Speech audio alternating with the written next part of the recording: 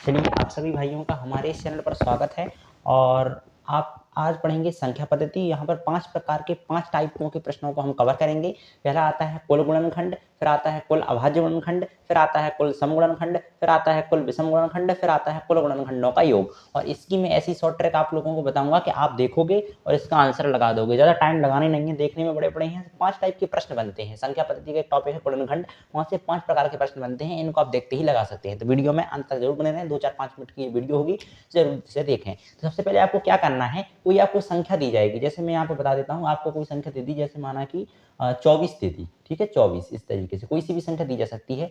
फिर पूछेगा उसके कुल गुणनखंड बताओ। अब आप सोचो, अगर 24 है, बस आपको थोड़ा सा समझना है। अगर आपने एक चीज समझ ली तो आप ये पांचों प्रश्न, 5 टाइप के प्रश्नों को आसानी से लगा पाओगे, कोई दिक्कत नहीं है इसमें। 24 के उन्होंने पूछा कुल गुणनखंड। अब आप जोड़ोगे, 1 है, 2 है, 3 है, 4 है, 5 है, इस तरीके से गिनने बैठोगे तो आप छोटी छोटी संख्या है 24, तो आप इसे गिन भी सकते हो कुल गुणनखंड कि 1 गुणनखंड है, 2 है, 3 है, 4 है, 6 है, 8 है, ठीक है। लेकिन अगर बड़ी संख्या आ गई, जैसे 432, 500, ऐसी कोई बड़ी संख्या आई, तो उसके गुणनखंड आप कैसे निकालोगे? तो वो मैं तरीका, और छोटी भी हो या बड़ी हो तो आप आसानी से निकाल पाओगे, ऐसे गिनने की आवश्यकता नहीं है। तो देखिए मित्रों, ये पांचों प्रकार के प्रश्न एक दूसरे से रिलेटेड हैं, यानी कि कोई सा भी इसमें से क्वेश्चन आ जाए, आपको सबसे पहले प्रोसेस एक ही फॉलो करनी है। कौन सी प्रोसेस, उसको समझो। जैसे आपके सामने 24 आया, अब पूछा उसने कि 24 के कुल गुणनखंड बताओ, ठीक है। पहले प्रश्न को कवर करेंगे अपन, पांचों प्रश्नों को केवल एक ही क्वेश्चन के माध्यम से कवर कर लेंगे, पांचों टाइप के क्वेश्चन को, ठीक है। यहाँ से ये भी पूछ सकता है, या ये पूछेगा, या ये पूछेगा, या ये पूछेगा, या ये पूछेगा, ठीक है। अब देखो, सबसे पहले पूछेगा 24 की पूछ लिया, कुल गुणनखंड बताओ, कुल आखिर टोटल गुणनखंड है कितने 24 के। सबसे पहले आपको निकालना है उसके अभाज्य गुणनखंड, ठीक है। अभाज्य गुणनखंड निकालने की प्रोसेस क्या है, इस तरीके से यू लाइन खींच दो, यहाँ पर लाइन खींच दो। 24 है, 2 से भाग दो, जैसे 2 एकम 2, 2 दूनी 4, 12 आया। फिर से 2 से भाग दो, 2 एकम 2, 2 छक 12, फिर 6 आया। फिर से 2 से भाग दो, 2 तीन 6, 3 आया। और फिर से 3 से भाग दो तो यहाँ पर कितना आ जाएगा, 1 आ जाएगा, ठीक है। ये हमने निकाले इसके अभाज्य गुणनखंड, यानी इसके अभाज्य गुणनखंड कितने होगा, 2 3, 1 2 3 4, मतलब 1 2 3, 2 की घात 3 और 3 की घात 1, यानी कुल इसके अभाज्य गुणनखंड कितने होगा, देखो 2 की घात 3 और गुणा में 3 की घात 1। आप ही बताओ कि इसको हम इस तरीके से नहीं लिख सकते। यहाँ पे है क्या, 2 1, देखो 2 एक बार आया, 2 बार आया, 3 बार आया, तो हमने 2 की घात 3 लिख दिया, 3 एक बार आया, 3 की घात 1 लिख दिया। इस तरीके से हमने इसको बना लिया। अब पूछा इसने कुल गुणनखंड। कुल गुणनखंड अगर पूछे तो घातों में एक एक बढ़ाकर घातों का आपस में गुणा कर दो। जैसे 3 है, 3 में एक का एक बढ़ाया तो 4 हो गया, और 1 है, 1 में एक बढ़ाया तो 2 हो गया, यानी कुल गुणनखंड हो जाएंगे इसके 8। पहला प्रश्न कंप्लीट, ठीक है। फिर पूछेगा कुल अभाज्य गुणनखंड। कुल अभाज्य गुणनखंड निकालना हो तो बस कुछ मत करो, घातों को योग कर दो। जैसे 3 है, 1 है, यानी कि कुल अभाज्य गुणनखंड जो हो जाएगा 3 + 1 यानी कि 4 हो जाएगा कुल अभाज्य गुणनखंड, ठीक है। फिर पूछेगा कुल सम गुणनखंड, तो मैं बाद में रिपीट करूंगा, आप पहले समझते चलिए। देखिए, कुल सम गुणनखंड पूछे तो क्या करोगे, कुल सम गुणनखंड पूछे, दो बेस 2 की जो घात है उसमें कुछ परिवर्तन मत करो, यानी कि 3 है उसे 3 लिखा लेने दो, और यहाँ पर परिवर्तन करो। जैसे 1 है तो 1 की जगह 2 आया था, वो 2 आ जाएगा। इस तरीके से 6 हो जाएंगे इसके कुल सम गुणनखंड।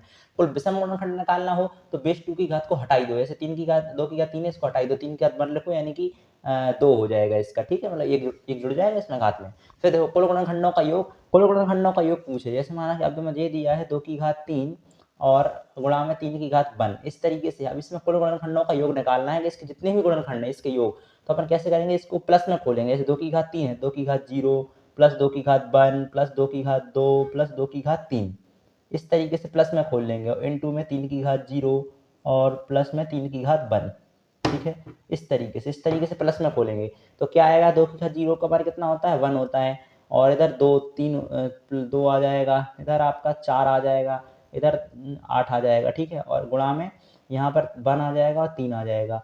अब देखो 5 6 7 7 7 15 और गुणा में 3, यानी 15 3 45, इस तरीके से। तो ऐसे प्रश्नों को आप इस तरीके से कर सकते हो। पांचों टाइप के प्रश्न मैंने आपको बता दिए, एक बार रिपीट कर देता हूं, ध्यान से समझ लीजिएगा और सुन लीजिएगा।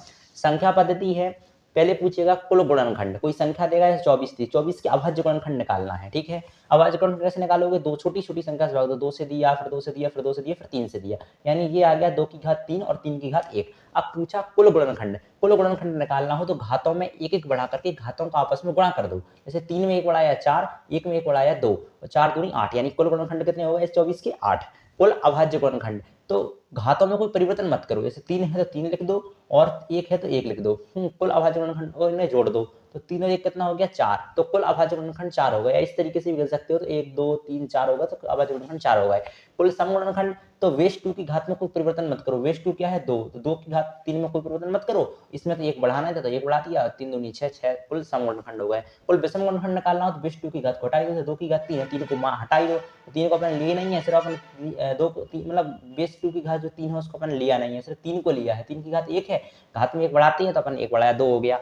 कुल गुणनखंडों का योग निकालना है तो सबसे पहले अभाज्य गुणनखंड निकालो।